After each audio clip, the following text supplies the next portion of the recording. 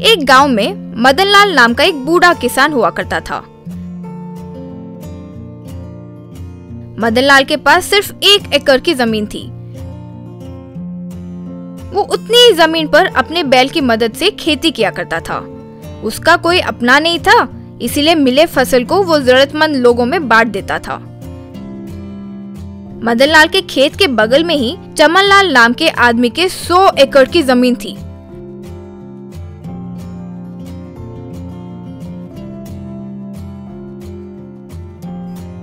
चमनलाल हमेशा मदनलाल से यही कहता रहता था, ये क्या चाचा, मैं यहाँ ट्रैक्टर और अग्रिम तकनीकों से खेती किया करता हूँ और आप हैं कि पुराने तकनीक पर अड़कर बैल से ही खेती कर रहे हैं। कम से कम जरूरी काम वालों को रखने के लिए भी आपके पास पैसे नहीं है। मेरे इतनी खूबसूरत खेत के आगे आपका ये खेत चांद पर दाग जैसा नहीं लग रहा है, इसलिए आपका जमीन मुझे बेच दीजिए, कुछ पैसे भी दे दूंगा।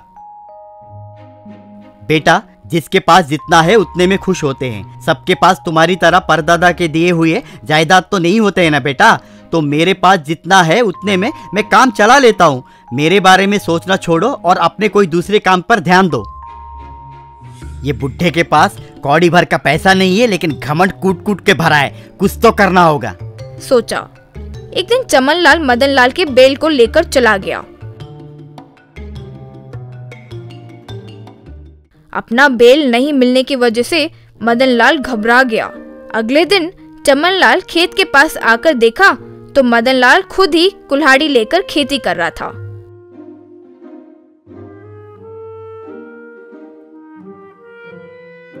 अरे बुढ़े, मैं भी देखता हूँ कि तुम कब तक ऐसे खेती करते रहोगे।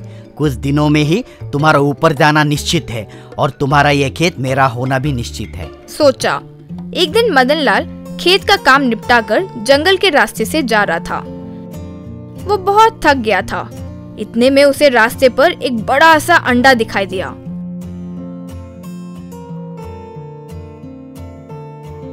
इतना बड़ा अंडा है तो जरूर कोई जंगली पक्षी का होगा, सोचा। इतने में एक हाथी का झुंड उस तरफ से आ रहा था।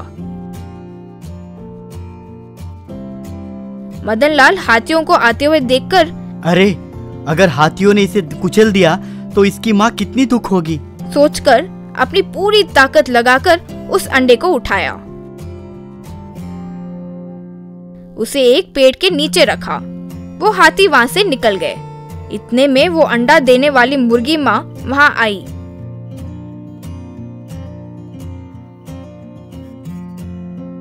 अंडे से भी बहुत ज्यादा विशाल मुर्गी को देखकर मदनलाल हैरान रह गया। क्यों चाचा, यूं चकित होकर देख रहे हो? मैं मुर्गी ही हूँ, लेकिन मैं एक मायावी मुर्गी हूँ। तुमने मानवता निभाते हुए मेरे अंडे को बचाया, इसके लिए मैं बहुत शुक्रिया अदा करती हूँ। अपने दिव्य दृष्टि से तुम्हारे सारे समस्या के बारे में मैं जान गई हूँ। मुझे तुम्हारे साथ ले चलो, तुम्हारे सारे दुख दूर हो जाएंगे। मदनलाल उस मुर्गी को नमस्कार किया। अगले दिन मदनलाल उस मुर्गी को कुल्हाड़ी से जोड़ दिया। उसने फिर खेती करना शुरू कर दिया। वो जब खेती कर रही थी तो बाकी के किसान चकित होकर देख रहे थे। फिर वो मुर्गी अपने चोंच से बीज लेकर जमीन में बोने लगी। वो पूरे खेत में यूं बीज बो दी। कुछ देर बाद उस खेत में से मकाई के पौधे निकलने लगे। सब देखकर हैरान रह गए। मदनलाल तुरंत उन मकाई के टाई को निकालकर बैलगाड़ी में चढ़ाया।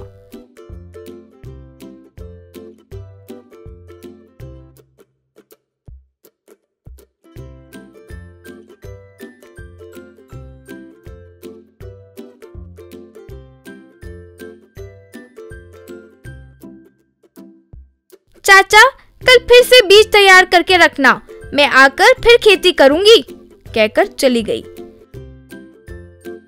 इस तरह वो मुर्गी हर दिन आकर खेती करती थी, फिर बीज भी बोती थी। तुरंत वहां मकाई के फसल उग जाते थे। मदनलाल उन्हें बैलगाड़ी में डालकर बेचने निकलता था। ये सब देख रहा चमनलाल जलन से आग बबूला हो जाता था। इस तरह हर दिन अच्छी फसल उगने से मदनलाल कुछ ही दिनों में बहुत पैसे कमा लिया।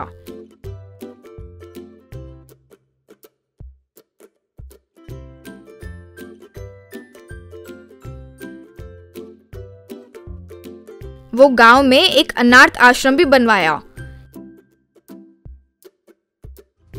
एक दिन चमनलाल, ऐसे नहीं चलेगा, उस मायावी मुर्गी को किसी भी तरह अपने वश में करना होगा, वरना ये बुड्ढा दान करते करते जल्दी मुख्यमंत्री भी बन जाएगा, सोचा।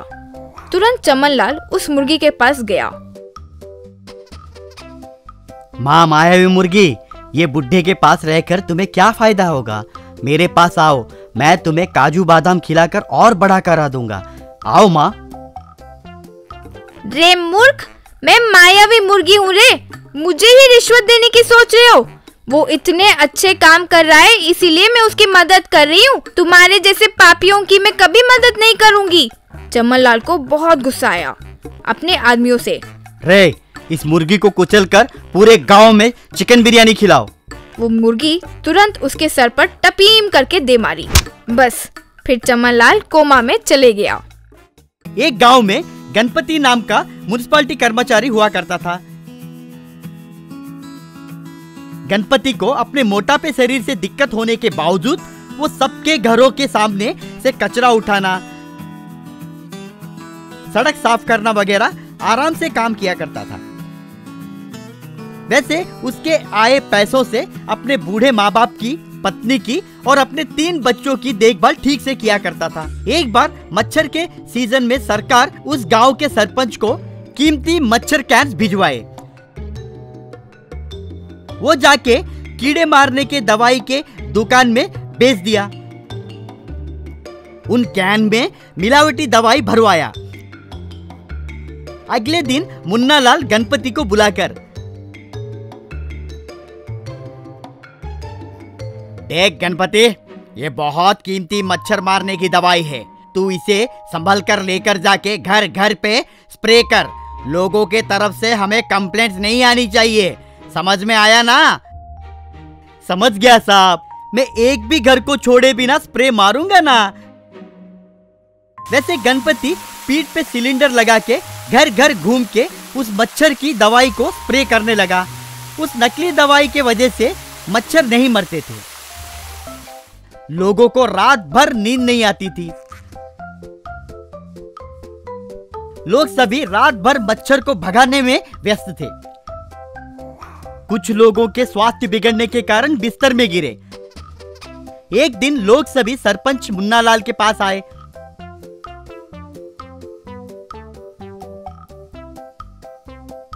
क्या सरपंच बाबू, हम मच्छर से परेशान हो रहे, तो आप यहाँ घर में एसी लगा के बाहर भी नहीं निकल रहे, आखिर क्या हो रहा है? तो मुन्नालाल घबरा कर, वो क्या है कि ये सब गणपति की गलती है कहकर गणपति की ओर दिखाया। सब लोग गणपति की ओर देखे। हाँ, मैं सरकार से लड़कर हमारे गांव के लिए अमेरिका से मच्छर की दवाइयाँ मंगवाया। उसे गणपति को देकर पूरे गांव में स्प्रे करने के लिए कहा। ये जरूर उन कीमती दवाइयों को बेचकर नकली दवाइयाँ स्प्रे कर रहा है, इसलिए मच्छर नहीं मार रहे। ओए गणपति, पूरे गांव वालों के सामने बोल रहा हूँ तुझे, कल से इस गांव में एक भी मच्छर भी दिखे तो म्युनिसिपल कमिश्नर से बोल के तुम्हारा नौकरी निकलवा दूंगा। खबरदार, यही तुम्हारा लास्ट एंड फाइनल वार्निंग है। गणपति घबराकर डर गया। साहब, मैं क्यों बेचूंगा साहब? कहते समय मुन्नालाल, चुप कर, और एक बात बोला तो यहीं पे गाड़ दूंगा, जा यहाँ से। गणपति को करना क्या है समझ नहीं आया। उस रात घर में सभी सोए हुए थे, गणपति मगर जागा हुआ था। ए भगवान, तुझे तो पता है ना, मैंने आज तक कोई गलती नहीं की। अभी मेरी नौकरी गई तो मेरा पूरा परिवार सड़क पे आएगा। बिना गलती किए हम क्यों सजा भुगते प्रभु, कहकर उदास हुआ। तब गणपति सोया हुआ उसके बेटे के पास एक मच्छर बैट की तरफ देखा और तुरंत उस बैट को उठाया। कैसे भी मच्छरों को भगा के मुझे मेरी नौकरी बचाना होगा, सोचा। गणपति बेचारा गलियों में भागते हुए जाके हर घर के सामने उस बैट से मच्छर भगाने की कोशिश कर रहा था। कुछ 2-3 घंटों के बाद गणपति को चक्कर आके नीचे गिर गया। तब जमीन पे पड़ा वो मच्छर बैट हवा में उड़ा, वो ताड़ के पेड़ जितना लंबा हो गया। गणपति को होश आकर जब उस मच्छर बैट की तरफ देखा तो वो आश्चर्य हो गया। वो मच्छर बैट उस गांव में घरों के ऊपर से जाना शुरू किया। वो हर एक घर के ऊपर से जाके मच्छरों को मारना शुरू किया। वो बैट वैसे पूरे गांव में घूमने लगा।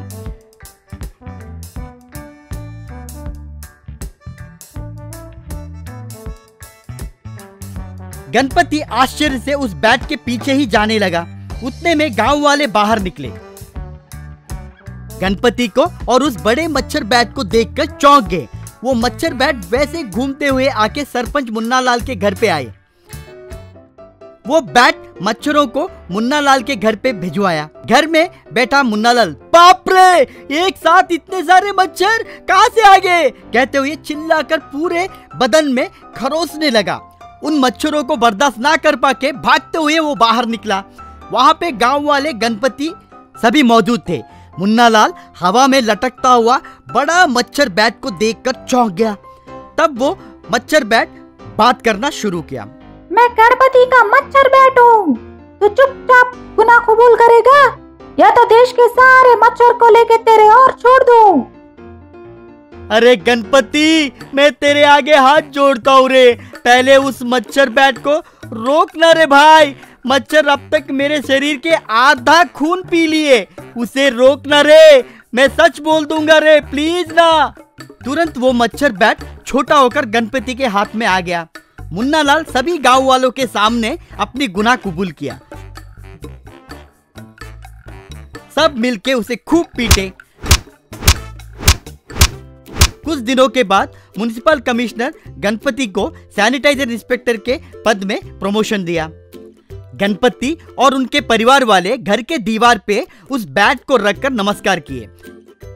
वैसे तुझे ये माया मच्छर बैट कहाँ से मिला रे? डैडी, उस दिन सरपंच सबके सामने गाली देते हुए मैंने सुना था। उदास होके जब मैं घर लौट रहा था तो स्वामी जी ने मुझे ये दिया और उन्होंने कहा कि ये तुम्हारा और सब गांव वाले का रक्षा करेगा, ऐसा उन्होंने कहा। वो बातें सुनकर गणपति बहुत खुश हुआ।